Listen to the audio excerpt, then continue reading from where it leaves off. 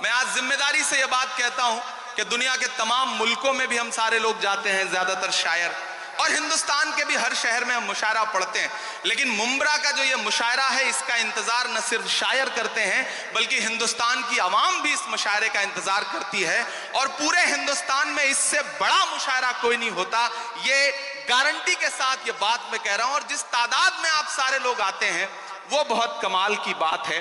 میں ایک مطلع اور ایک شعر پڑھتا ہوں، پھر ایک نظم سناتا ہوں۔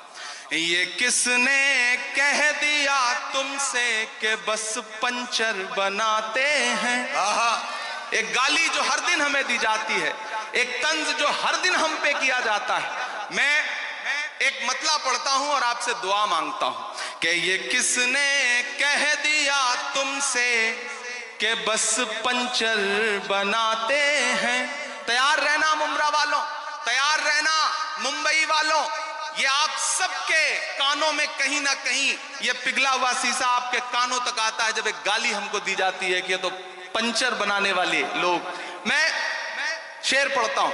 یہ کس نے کہہ دیا تم سے کہ بس پنچر بناتے ہیں، یہ کس نے کہہ دیا تم سے کہ بس پنچر بناتے ہیں، وطن پر ہنس کے کٹ جاتے ہیں ایسے سر بناتے ہیں، وطن پر ہنس کے جو کٹ جائے ایسے سر بناتے ہیں۔ میں پھر سے پڑھتا ہوں۔ یہ کس نے کہہ دیا تم سے کہ بس پنچر بناتے ہیں، وطن پر ہنس کے جو کٹ جائیں ایسے سر بناتے ہیں، وطن پر ہنس کے جو کٹ جائیں ایسے سر بناتے ہیں۔ بہت شکریہ، وقت کم ہے، مجھے ایک نظم سنانی ہے لیکن اس سے پہلے ایک حکم پورا کرنا ہے۔ فلسطین کی نظم کے لیے مجھے حکم دیا گیا ہے کہ میں وہ سنا دوں۔ آپ سننے کے موڈ میں ہیں؟ سناؤں میں؟ تھک تو نہیں گئے ہیں؟ کسی نے کہا ہے کہ جب تک شیر اپنی کہانیاں خود لکھنا نہیں سیکھیں گے تب تک شکاری اپنی کہانیوں میں خود کو مہان بتاتے رہیں گے۔ میں کوشش کرتا ہوں، ایک نظم پڑھتا ہوں۔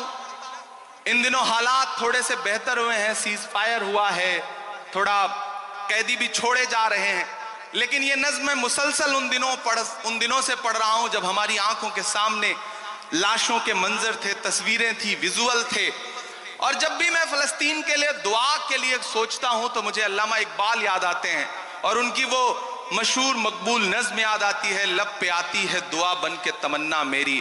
میں اس نظم کا ایک مصرع اٹھاتا ہوں اور ایک نئی نظم آپ کی عدالت میں رکھتا ہوں۔ یہ جو سامنے ادھر ادھر کچھ ساتھی بھٹک رہے ہیں ان سے گزارش کروں گا کہ بیٹھ جائیں۔ میں ایک بڑی سنجیدہ سی آخر میں نظم آپ کو سنا رہا ہوں۔ ارشاد۔ لب پہ آتی ہے دعا بن کے تمنا میری، لب پہ آتی ہے دعا بن کے تمنا میری، سن لے تو آج یہ فریاد خدایا میری، لب پہ آتی ہے دعا بن کے تمنا میری، تیرے محبوب نے جس سمت کیے تھے سجدے، تیرے محبوب نے جس سمت کیے تھے سجدے، حکم سے تیرے وہ اصحاب نبی کے سجدے، حکم سے تیرے وہ اصحاب نبی کے سجدے،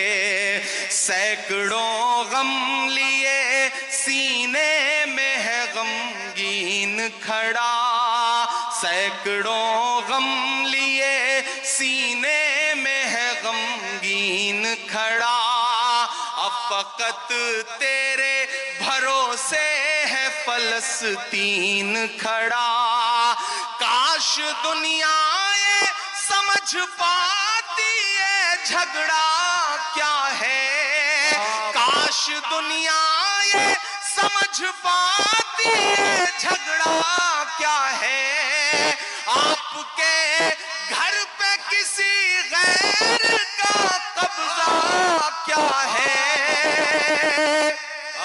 تو جو چاہے تو ہر ایک بات کو بہتر کر دے، ایک نظر ڈال کے حالات کو بہتر کر دے۔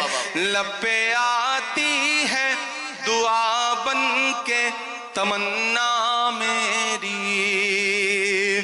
اب کہیں بھی نہیں سنوائی ہے میرے مولا، ساری دنیا ہی تماشائی ہے میرے مولا، جو تیرے نام پہ لڑتے ہیں اگر ہارے تو، جو تیرے نام پہ لڑتے ہیں اگر ہارے تو، اس میں ہم سب کی بھی رسوائی ہے میرے مولا، ان کی اجڑی ہوئی بستی کی صدائیں سن لے، اے خدا قبلہ اول کی دعائیں سن لے، تو جو چاہے تو برا وقت بھی ٹل جائے گا،